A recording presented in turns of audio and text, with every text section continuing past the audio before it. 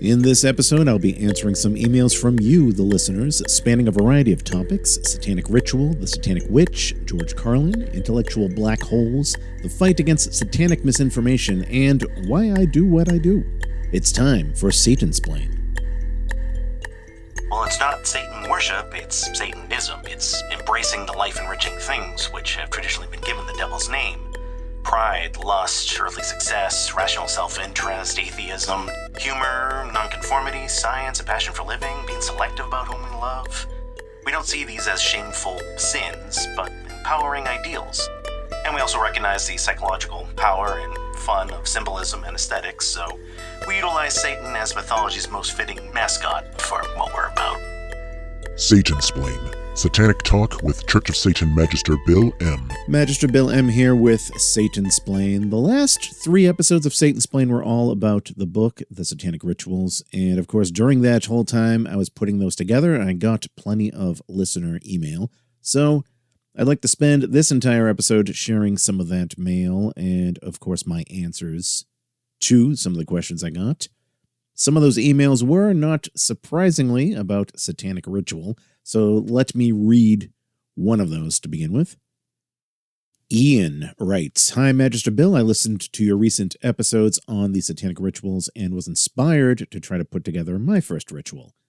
I'd like to check, however, that it would be okay to read the spoken parts from paper or maybe the screen of a tablet, as I don't think I will be able to memorize them sufficiently and would not want to interrupt the flow of the ritual. Could you please offer some advice?"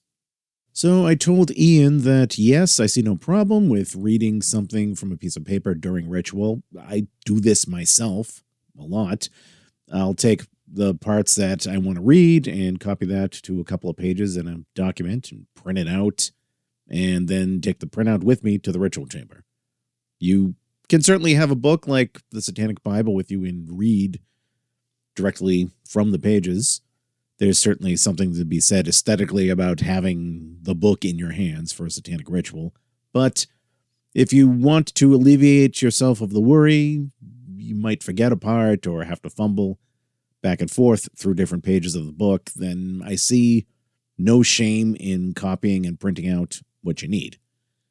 Now, Ian asked if reading from the screen of a tablet, for example, would be permissible.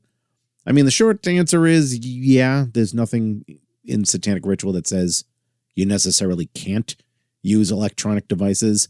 Personally, though, I would advise against this. First of all, for aesthetic reasons. Maybe it's just my own bias, but I think if you're trying to set up this controlled environment where you have the sigil of Baphomet and black candles and black cloaks and looking at a tablet or a smartphone, then strikes me as a little out of place. And it's not just because it's electric, but because it's a device that you're looking at in the mundane world every day. You're trying to get out of that mental space. Also, don't you think printing something out on, I don't know, like colored parchment paper, maybe with a cool looking font, that might put you in a better mood? Isn't that a little more esoteric than a smartphone? Maybe some would say I'm being nitpicky here, but if you're trying to read an Enochian key from a smartphone and suddenly you get a notification on the same screen for a Facebook post, I don't know about you, but that would put a damper on the mood for me. Speaking of Facebook, I got a message from Damien who was saying that he got a notification in Facebook, hopefully not during ritual, saying that he's earned a top fan badge for the Satansplain page, and he said he didn't know what the hell this was about since he's rarely on Facebook. I told him that this is a silly thing that Facebook does. I have no control over it as far as I know, but it's happened to me too with other people's pages. So Facebook will show me a post from some music news page, for example. It won't be one of the pages I actually follow. Facebook will just shove content into my timeline that it thinks I may like based on other things it saw me like. So I'll click like on a post or two, add a comment or two, and suddenly Facebook says, "Hey, we've rated you a top fan for the classic rock guitar page." Click here to display your top fan badge. So yeah, if you've interacted at all with the Satansplain page on Facebook, well, I thank you for supporting me. But this top fan badge stuff is just a silly Facebook thing that I have no control over, so far as I know. Steven writes to ask me what I think Anton LaVey would feel about the world and its current state. Well, this is a question I've seen people ask a lot of different famous people who are no longer around, particularly somebody whom people admire as a profound commentator. So it could be a religious leader or a philosopher or a politician, an author, or even an entertainer. I've seen some people, for example, say, oh, I can only imagine what comedian Bill Hicks would have said if he lived several more years to see 9/11. Or, oh, I can only imagine what Miles Davis would say about auto-tune. So it's when I hear sentiments like this, they often come from people who are, first of all, obviously fans of the famous person in question, but also seem to think that the commentary this person would give would be profound, maybe brilliantly worded and match their own opinion. Now, I'm not jumping to the conclusion that this is where Stephen was going with this question. I mean, he just asked a simple one-line question. But where it gets interesting, in my opinion, is you'll see two fans of somebody, and the two of them will have opposing views on something, but they're both somehow convinced that their idol would be on their side. So, for example, George Carlin, I've seen people of the more liberal persuasion say, oh, I would give anything to hear what George Carlin would say about today, because I know he would be ruthless against the conservatives, and he would totally support Black Lives Matter like I do, and he would fight the Christian nationalists, and da-da-da-da. And while that's going on, I'll hear people of the more conservative persuasion say, oh, George Carlin would hate all of this left-wing political correctness and identity politics and the COVID lockdowns and people whining about global warming. And, well, it's impossible to know for sure any of these things because George Carlin died in 2008. Maybe the first person is correct and the second person is wrong. Maybe vice versa. Maybe both are partially correct. You know, maybe George Carlin would have hated some things from column A and hated some things from column B, or for that matter, surprise people with a view that neither of them were expecting. Maybe he'd surprisingly like some of the things in one column or the other, you know, unbeknownst to the other people. I think if you read and listen to enough of George Carlin's works, you can get a pretty educated guess on what he would have said about some particular issue or another. But that guess becomes even weaker when you stretch the question to what would he think about the state of the world in 2025? I mean, that covers a lot of things. So I would say a lot of this all applies to Anton LaVey, too. It is impossible to know for sure. We can, I believe, sometimes get a good educated guess of what his views would be on some specific items based on related things he's written about. But as for what he would think of the world on the whole, I don't know. I personally suspect that at the very least, he'd be very amused with the current collectivism going on today and would have continued smartly isolating himself from all that. So, I mean, that's my best guess, given how open the question is right now. I didn't know the man personally, and what I've heard from some of the people who did know him personally is that even when he was alive, they couldn't always predict how Anton LaVey would feel about something or another. They'd watch a movie and think, ooh, Dr. LaVey would really enjoy this. And then he would see it and say, yeah, that was crap. Or conversely, ooh, Dr. LaVey would really hate this thing, only to find out that, no, he took a look at it and he kind of enjoyed it. So I don't know. A question I would propose that other Satanists ask themselves is, how much of what's going on in the world, in your world, really, do you necessarily have to subject yourself to. I think you'd be surprised how many things in the world you don't have to necessarily let affect you. I'm just going to leave it at that. Coincidentally, I have an email here which asks about George Carlin and Anton LaVey. This is from Jupiter. No, it's not from the planet Jupiter. It's from somebody with the name Jupiter. Jupiter says, can I just say I really love George Carlin too for the same reason I love Satanists? There are so few of us in the world among the mediocre masses who really understand. So listening to George Carlin is like being given a glass of ice water when you're in hell. His routine about airline announcements is probably my favorite. It makes me lose it every time because it's all about the language airlines use to sound much more important than they really are, such as calling the pilot a captain when he's really not one. They're trying to razzle-dazzle the passengers with a ton of bloated, meaningless language because the passengers are supposed to think airlines have this glamour and prestige to them.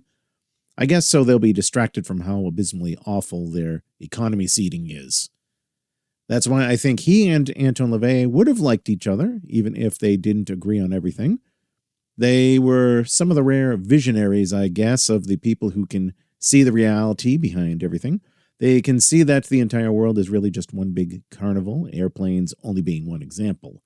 The story of mankind is the story of a small group of really clever people manipulating a huge group of really stupid people. The carnival came to town and took everyone's money and then ran out of town. So that was the email. I wrote back to Jupiter and I mentioned that I talk a lot about George Carlin in episode number 54 of Satansplain. I also said that back in the late 1990s, I remember the Satanism zine, Not Like Most, had some selected quotes from George Carlin that were quite consistent with Satanism. And that same publisher, Purging Talent Publishing, later put out a book called The Book of Satanic Quotations. And I'm proud to say I helped contribute and source a few quotations to that book from George Carlin and a couple of other people. As for what LaVey would have thought about George Carlin, well, I already talked a little bit before about the idea of trying to presuppose what LaVey would think about anything. Well, I did, however, talk about this one time with Anton LaVey's widow, Magistra Blanche Barton, and she did confirm with me that they had watched George Carlin before and they both enjoyed him. Now, LaVey did write an essay. He wrote a whole essay called Tain't Funny McGee, where he slams stand-up comedians, but it seemed to me that that essay was talking more about hack comics, not comedians of the caliber of George Carlin. And I mentioned this to Magistrate Barton, and she told me that, yes, that was what LaVey was referring to. One more thing I will say about George Carlin. Jupiter brought up the routine that Carlin did about the airline announcements. I know that in stand-up comedy, the topic of flying on airplanes is considered a hack topic. So it's a topic that's cliche and done to death. Every stand-up does routines about airplanes. But George Carlin had his own twist to it, focusing on the language and really crafted a great routine out of it. I remember having a conversation with, it was a comedian about the use of airplane jokes. I can't remember. I think it was Bill Kirkenbauer. I've met a lot of comedians over the years. But I remember in conversation, I think it was him that pointed out, well, a comedian is often describing the world as he sees it. And if you're a professional comedian, then your world is going to consist of a lot of airplane rides from one performance to the next, and strange things in hotels and drinking and so on. So that's going to come up in a lot of stand-up comedians' routines. So that was a good point. I hadn't thought of it that way. By the way, if you want to learn about George Carlin's discography as a comedian, I would suggest you go to my website, georgecarlin.net. Yes, I am the creator of that. All things George Carlin. Now, Jupiter, who wrote this email, also sent in a satanic anecdote. So let's make that the featured Satanecdote. It's been too many episodes since we had a Satanecdote. Cue the Satanecdote theme song. Satanic anecdotes. Satanecdotes. Jupiter writes, we got a new boss at my job today, and she sat in on one of my presentations, which went over well. Afterwards, we had a private discussion. I asked if she had a vision for our department or changes she wants to make. She said she needs to, quote, see what the culture and system here is like before she can say what she needs to change. So I kind of capitalized on this. A lot of the time, you want to keep them talking until you find something you can use so you can seamlessly weave lesser magic into the conversation instead of letting it stand out as unnatural. She seemed like a really kind, soft, gentle, and warm person on the surface. I have hardly met anyone else so abundantly altruistic. So I said something to the effect of, yeah, that makes sense. I get the sense that you're going to be, and I paused to think of the right word, an ally to me and the others here. You'll know that you and I want the same thing and that we can help each other get it, even as you still rigorously insist upon competence, quality, and so on and so on. I presented to her this dualistic interpretation of herself, and her eyes widened in amazement, and she said, "You're exactly right." Later in the conversation, she asked me if I was really good at reading people, and she told me I'd read her to a T. I didn't, actually. I didn't have any outward reason to suspect that she's secretly a bit of a hard-ass at heart. I just guessed, because I know, thanks to the Satanic Witch, that people are multifaceted in their personalities, and when they're used to being written off as someone more simplistic, it's incredibly cathartic for them to feel seen for the fullness of their being. Although there's so much more nuance to people's personalities, the synthesizer clock is just a heuristic. Maybe someone else wouldn't want me to point out their demonic self. They might be ashamed of it, or they might want to be thought of differently from their demonic self. Think of a tough guy jock who doesn't want to be called sweet. So then you'd have to do it differently. But I guess that she would want me to point it out. I guess that she's tired of being treated a certain way. I think the better witches and warlocks have a deep enough understanding of LaVey's quick and easy heuristics that they can see their innate rationale, and they can reach beyond them and dynamically grasp people's inner motivations and feelings on a case-by-case basis and be very subtle in how they make use of the clock. And that finishes the Satanecdote. Regarding the Satanic Witch, for any listeners wanting to hear my thoughts on that book, I suggest looking up Satansplain episode number 6. That includes an interview from a while back where I talked about the Satanic Witch. I'm sure I'll talk more about the book in the future. Maybe certain chapters need a revisit, like I did with the Satanic Rituals. Yeah, we'll see. Let's take a break now. When we come back, I'll answer some more mail, particularly on the nature of educating people on Satanism, who the education is really for, dealing with intellectual black holes, and what debates are worth having. It's not as simple of an answer as some Satanists would apparently like to think. Stay tuned, you are listening to Satansplain. You are listening to Satansplain, real satanic talk with Church of Satan Magister Bill M. For questions, comments, and correspondence, send an email to bill@satansplain.com. Have you ever used a public toilet and noticed one of those dirty poems scrawled on the wall? Aren't they great? If you thought that sick shit was funny, you're gonna love this book series, Poems from the Bathroom Wall. These original poems are written in the same style and cover the same subject matter. Look these books up on lulu.com, that's LULU.com, and make sure that your filters are set to allow explicit content. Poems from the Bathroom Wall. Indulgence for the lowbrow connoisseur. Handmade, all-natural, botanical perfumes, soaps, and ceremonial incense, sculptures and jewelry to adorn yourself and your other altars, All this and more await you at moonandsunemporium.com. Ritual perfumes and other occult fine art luxuries, created and curated by me, Priestess Sarah Josephine Clark, with tarot readings by Reverend Dr. Dylan Clark. moonandsunemporium.com.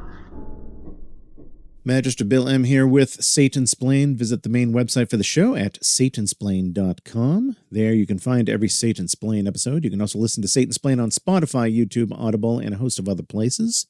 If you are on social media, please give Satansplain a like and a follow, or whatever the equivalent is on Facebook, X, and YouTube. Likewise, if you're listening now on YouTube, please don't forget to hit that like button for this episode. For all questions and correspondence, email me directly. The address is bill@satansplain.com. If you enjoy Satansplain and would like to show your support for the show, please go to the show's page on Locals. Point your web browsers to satansplain.locals.com. You can sign up for Locals for free, but you can also additionally become a paid subscriber there. That is the best way you can support the show. Though we also have a merch store. You can go to store.satansplain.com for that. And thank you, as always, to all of you who support the show in one way or another. When you're done listening to Satansplain, if you'd like to hear some comedy that's more on the darker side, check out my other podcast, The Devil's Mischief. I recently put out a half-hour episode with some selected comedy routines, and you can find that on radiofreesatan.com. And now let's get back to the listener mail. Zachary writes, Hi, Magister Bill. I had a question about the intellectual black holes whom Satanists may come across on the daily, be it online or in person. My question is, why haven't we tried Satansplaining to answer these types of people like they're 5 years old? And or is the reason we don't do it is because it seems like an unprompted insult despite showing we have great understanding of the religion? For example, imagine having a set of rules that say, quote, you should focus on making yourself happy and strong, but be nice to others who are nice to you. It's kind of like being your own superhero.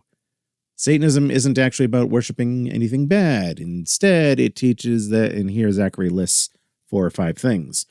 1, you should be proud of who you are and take care of yourself first, like how on airplanes grown-ups need to put on their own oxygen mask before helping others. And, of course, now I'm thinking of the George Carlin bit. But anyway, 2, only be kind to people who deserve it, like how you might not want to share your toys with someone who was mean to you earlier. 3, use science and facts to understand the world, like doing experiments in school to learn how things work. 4, enjoy fun things that make you happy, as long as you're not hurting anyone, like having ice cream or playing your favorite games. They don't actually believe in Satan as a real being. Instead, they use the name as a symbol for being independent and questioning things. Kind of like how some kids ask why to learn more about the world. All right, so this is an interesting question from Zachary. Every now and then we run into intellectual black holes, as he calls them here. These are people who show up and ask questions, but then seemingly don't stop. You keep throwing them information and they just ask more and more questions. So have myself or any other Satanist tried just really, really dumbing it down for them? Well, yeah, the short answer to that is yes, we have, and it still typically doesn't work.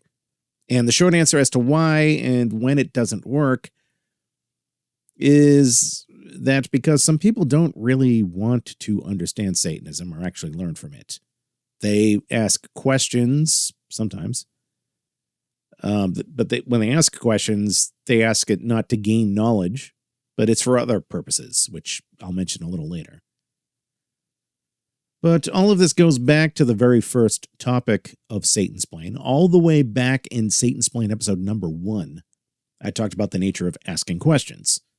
As Satanists, we say it's overall good to question things, as opposed to, for example, blindly accepting some sort of supernatural dogma that an ancient book declares to be true just because.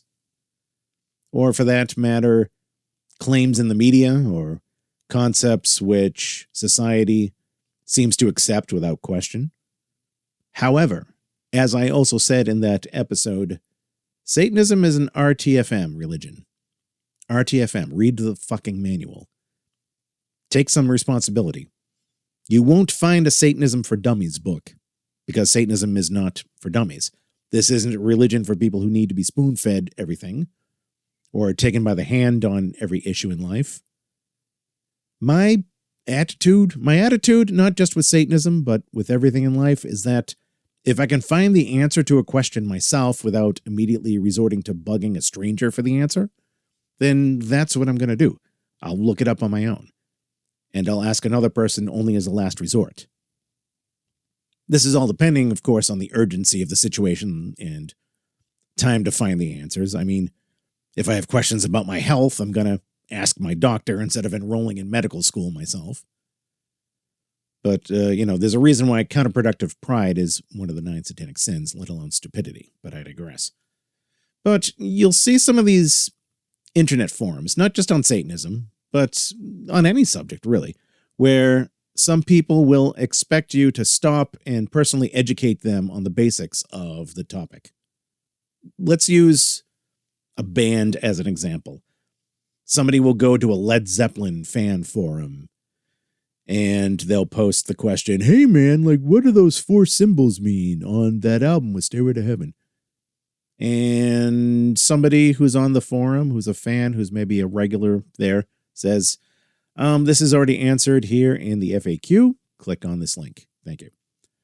And then the person who asked the question, upset that his or her needs weren't immediately catered to, may say, well, why should I have to go over and click on that link? Why can't you just answer me right here? And response may be, because, sir, you are the 80th person this month to ask that same question. The rest of us are tired of answering it, and we'd rather spend time on other discussions. So to save time for everybody, we wrote this FAQ, a document of frequently asked questions, and your question is one of the several answered in it. Hell, you didn't even need the FAQ. You could have used Google or Wikipedia or something, and it would have taken less time than it took you to join the group here, post that question, and wait for an answer. Well, you didn't have to be mean about it. Well, you don't have to be lazy about it, but here we are. But it gets worse than all that when you have an intellectual black hole. So somebody who isn't lazy, but ironically the opposite. They're quite active, but for all the wrong reasons. Somebody who will ask a question, usually a loaded question, and people answer it, but then it's not good enough. It's never good enough. Not because the answer was poorly worded, although sometimes that certainly happens, but no, because the person who asked the question just doesn't like the answer. So he or she will then ask more questions, and the questions usually get weirder and weirder. You give the person articles to read, or you point them to books. Again, this is answered in the Satanic Bible, and they'll maybe at best skim the article of the link you sent them, if you're lucky, and then try to make a poorly put together argument as their new question. They never acknowledge that any of their past questions were answered. They never acknowledge when they were wrong in assuming something. Now, when it comes to Satanism, a troll like this might say, well, doesn't Satanism say it's good to question things? After all, I'm just asking questions. Aren't you being unsatanic by saying I shouldn't ask questions? And my answer to that is, yes, it's good to ask questions, but the main purpose of asking questions is to gain knowledge. And it's quite clear that this isn't what your intention here is. Otherwise, you would have at least met us halfway by reading up on the basics first, or reading the articles we gave you a week ago when you asked the same annoying questions back then. So again, the intellectual black hole is not somebody who is asking questions to gain knowledge. They're not asking out of sincere interest. They're just being a pest. Why would they do this? Well, maybe they just want the attention. Maybe they're bored. Maybe they're holy rollers who want the cheap, self-righteous thrill of thinking they somehow won an argument against a bunch of Satanists. Or conversely, they may be Reddit atheists who want the thrill of thinking they've debunked another one of the world's religions. Maybe they're annoying assholes who want to debate for the sole sake of debating and think they're engaging in something intellectually stimulating when, again, they're really just being a pest. Some people, I swear, are just too mentally inept to work with logic. That's another problem with some of these people. They've made up their mind, and no matter how many times you point out that Satanism has nothing to do with animal sacrifice or eating baby fetuses or whatever, they don't care. They don't believe you. They don't believe the evidence in front of them, which again shows that they're not asking questions to learn anything. They're just being a pest. So, to get back to this question of why not just dumb it down for these people? Well, I certainly understand the value of oversimplifying an answer a bit so that the general gist of it is conveyed. I mean, I start every Satansplain episode with a 30-second description of Satanism. But Satanism, as I said, is not a religion for people who need to be led by the hand on things. So an overly simplified approach doesn't necessarily benefit every listener in every context. Now, regarding the 4 or 5 things that Zachary listed as an overly simple description of Satanism, I pointed out to him that, well, it's possible for a person to adhere to those 5 things you listed and still not necessarily be a Satanist. So this is another one of the problems with not only trying to describe Satanism, but trying to describe pretty much any ideology in an overly simple way. So all of that was my not-so-simple expansion on what I said. Back to Zachary. Speaking of RTFM, there's a website which I'd like to just pause for a moment to give some satanic kudos to. Actually, it's a series of websites called the StackExchange. It all started with a site called Stack Overflow, which is a Q&A website like Quora or the now-defunct Yahoo Answers. So it's a site where, somebody posts a question and other people answer that question. Answers get rated and some answers get chosen as the best answer. So that kind of format. Now, Stack Overflow is specifically for computer programming questions, but StackExchange has Q&A sites for all other sorts of topics. There's mathematics, there's music theory, electronics, law and legal questions, and so on. And what I love about them as a Satanist is that these sites have zero tolerance for intellectual black holes. Zero tolerance for the intellectually lazy, for that matter. So if you post a question and it's already been answered, somebody will say, well, this question sounds identical to this one that was asked back in 2008. Here's the link. We're going to lock the thread now. No more answers. Or somebody will ask a question like posting a math problem in the math group, and before even answering, people there will say, okay, what have you tried so far? Or if a question isn't clear, they'll say, well, you need to add more clarity to this. You should format this properly if you're posting code and this. And if you don't do it by tomorrow, we're going to lock this thread. And then on top of all that, you have the answerers. And posting a bad answer will get you downrated, and that affects your score as an answerer. So if you have a shitty answer, it is in your best interest to delete it. Somebody might get an answer to their question and in the same thread ask, okay, well, then how do I do this thing and this thing and this thing? And then people say, sorry, that's beyond the scope of what you asked here. Go post that as a new question. And any personal attacks that happen, no, they're deleted. So anyway, my hat is off to the StackExchange websites. Having said all of that, this is not to say that people can't have some sincere questions about Satanism, even after reading the Satanic Bible. I mean, I answer those sorts of questions from Satanists on the show all the time. Also, I still say misinformation on Satanism is worth addressing. Even if the person you're addressing is an intellectual black hole, maybe there are other people reading the exchange, and they'll get the education. Maybe they'll read the exchange and realize, these people answering the questions about Satanism are making sense, and they seem to have their head on straight. And this other person is losing the debate. He's asking questions, but sounds like an unhinged lunatic. So I would argue that some battles are worth it. This all brings me to the last segment of this episode. I would like to share a little exchange I had recently on X, the platform formerly known as Twitter. I like making memes of a satanic theme, not to mention other themes as well, but I do this all the time with Reverend Jared on the Facebook page, Dr. Shit's PhD in Satanic Memes. And one easy thing to make memes about in this regard is the Satanic Temple. You know, the cult run by prank filmmaker Kevin Soling. It's like shooting fish in a barrel, I'll admit. The jokes practically write themselves. Well, I posted one of these memes to X, and somebody said something along the lines of, yeah, Satanic Temple sucks, but it's not worth it to waste any mental energy on them. Basically, this guy replying was saying that I should just ignore them. And I said, I don't find it to be a waste of energy to create memes that mock the Satanic Temple. As I've said on the show, I'm not going to just roll over when certain people go out of their way to misrepresent my religion.